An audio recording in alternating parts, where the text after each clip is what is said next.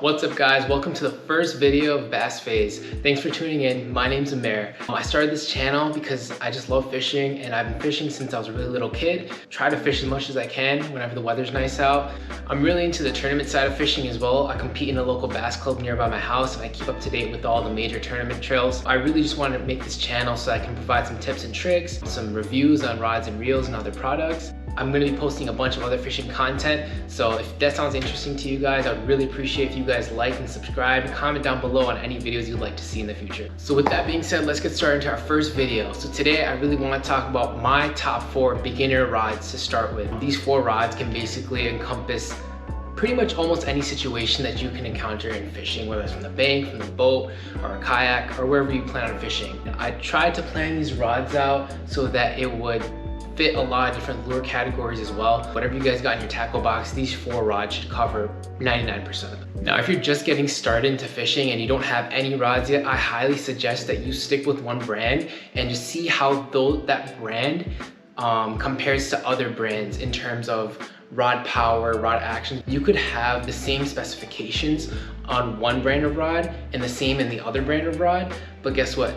If you compare both of them together, they're gonna perform completely differently. Some might be a little more spongy, some might be a little more stiff. So just play around with them and eventually we'll figure out what you like. So with that being said, let's get started with rod number 1, which is a 7'2" to 7'4" medium heavy fast action casting rod. This rod can be used for a bunch of different things, like almost any soft plastic lure, most topwaters, jigs, chatterbaits, frogs, and basically anything else that you're trying to throw. It's really a workhorse rod. I mean, you can't really go wrong with it. It can go through wood, grass, rock, open water, you name it. So there's really not much it can't do. So I highly suggest this as my number 1 rod. Moving on to number 2, it's gonna be a 6'10" to 7'1" medium light to medium fast action spinning rod. Again, this is also another workhorse rod. So you basically have one casting and one spinning that can pretty much do anything. Similar to the medium heavy casting, this can throw a bunch of things.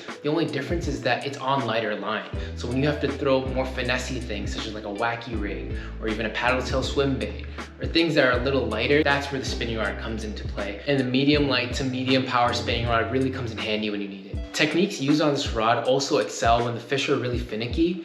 Another pro is that it's really user-friendly. I mean, if this is your first time fishing, I would highly recommend that you get this one too, because you're not gonna get any difficulties in casting. For example, on bait caster rods, they're used obviously with bait casters. On spinning rods, you have spinning reels. On a spinning rod, you're much less prone to what we call backlashes, and that's basically when the line jumps off the spool and just forms all these different knots and everything in your spool. And that causes a lot of issues if you're fishing for the first time and you've never really casted a bait caster before.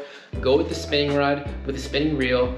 This will do the job for pretty much anything you need right away. All right, rod number 3 is going to be a 7'2" to 7'6" heavy fast action casting rod. This is the rod you're gonna use when you're really gonna try and get up close and personal with these fish, whether that's flipping or you're just trying to pull fish out of heavy covers such as pads, matted vegetation, or reeds. You're not really gonna be using lures that have treble hooks on them. You're gonna need to be using lures that have thicker gauge hooks, more of your heavy duty hooks, your super lines, your jig hooks, stuff like that. If you try using this with treble hook baits, it will rip those hooks out of the fish's mouth because you have too much power. It's way too stiff. For example, I'm gonna compare this with the medium spinning rod I just showed. Look at the bend in this, right?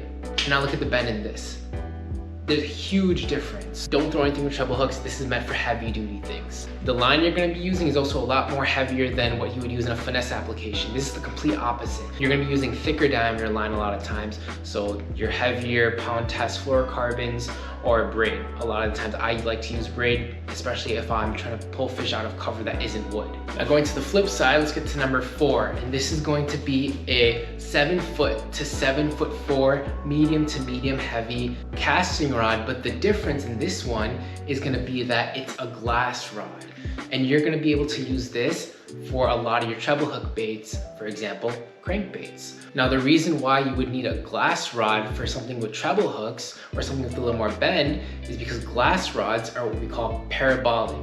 which means that they have a lot more of a parabolic bend in them. That's really good for treble hook baits because you're not really horsing it out of the fish's mouth like you would with the heavy rod, but instead you're giving it a little more bend when you're setting the hook.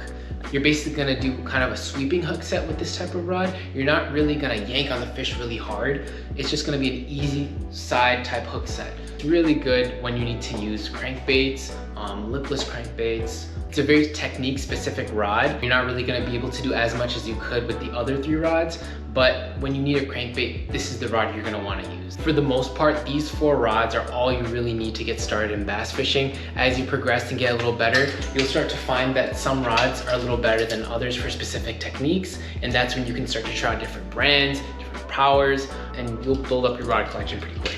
Now, as you guys saw in the video title, this is a very beginner level explanation of my top 4 rods. As we get further into the channel, we'll get a little more and more advanced, and I'll share a lot more of the things that I've learned throughout the years with you guys on the channel. If you guys like this content, please smash that like button, subscribe, and share it with someone who's new to fishing. I'd love to teach you guys everything that I know. What I really love about fishing is that you're always constantly learning, and that's something that I'm excited to share with you guys as well. I appreciate you guys taking the time to watch this video. I'll see you guys in the next video. Peace.